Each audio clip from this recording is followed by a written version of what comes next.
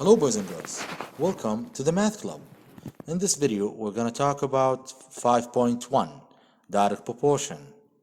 Question 4. A laboratory takes these readings for variables x and y in one experiment. Now this is the table and these are the readings x and y. Question A, plot the points for x and y. Now we're going to plot these points on this graph here. In this graph here, I'm going to plot the points that we have in this table. Now let's do it together. First thing, you can see that the numbers here, we have x, which is the horizontal line, and y, which is the vertical line.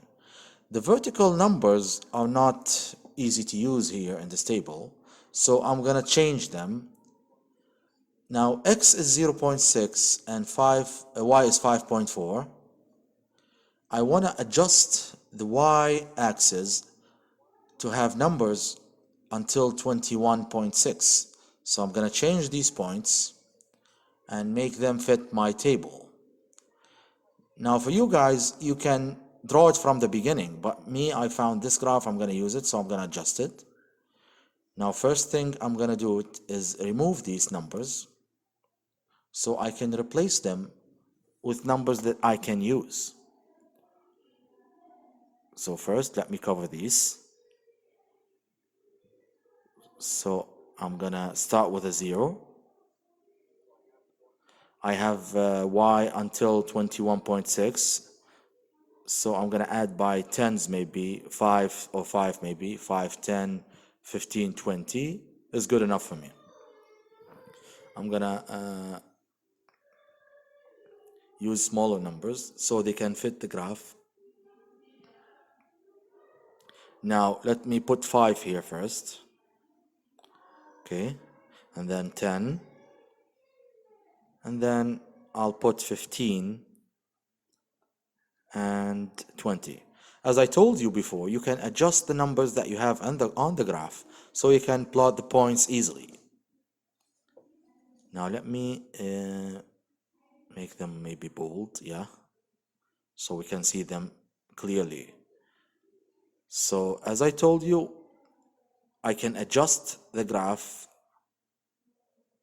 so I can use it depending on the table that I have. I'm gonna make them bold and red, okay? For you guys, you can do that from the beginning. And how do you do this? By looking at the table and adjusting your graph depending on the table. Now I have these numbers here, I can use them easily. I'm gonna plot the points on the graph. The first point is x 0.6, and I'm gonna use 0.6 on the x and 5.4 on the y. So 0.6 is here and 5.4 is here maybe, yeah. So I'm gonna plot a point around here, yes. Second one, 1.7, which is here, and 15.3, which goes up there, yes, 15.3. I plot a point like this. Okay. So I'm gonna plot the point. So to plot this point like this, it's 2.4, the last one, and 21.6. So 2.4, 21.6, which is here. So I'm gonna plot this point here. Here, yes.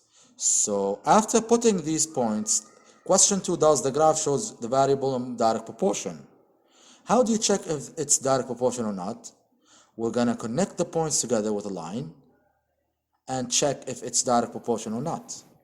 Because we know that direct proportion means a straight line that starts from the origin point, which is the 0, 0 point. So when I connect them together, I can see that they start from the origin point, so it is direct proportion. Mine are not that accurate. That's why you can see the point outside of the line. But the one that you do on the graph will be accurate. So it means they are in direct proportion. Because direct proportion is a straight line that starts from the origin, or the 0 point. So this is question B. So it is direct proportion. Now, let's remove this so can work on the next questions. Okay, let's remove this graph. Okay, question C. Work out y over x, or divide x, for each pair, and what do you notice? So we're going to divide each y by each x. So the first one is 5.4 and 0.6. We can use a calculator to do this. So 5.4 divide 0.6, and the answer will be divide 0.6, and the answer is 9. So I'm going to write 9 on top of it, same idea. I'm going to make it like this, yes.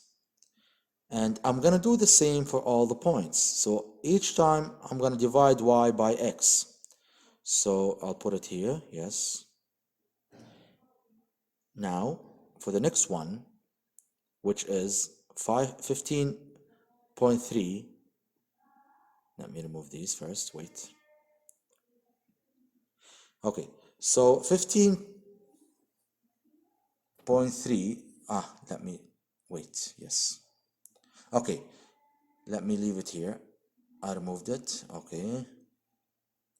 Let me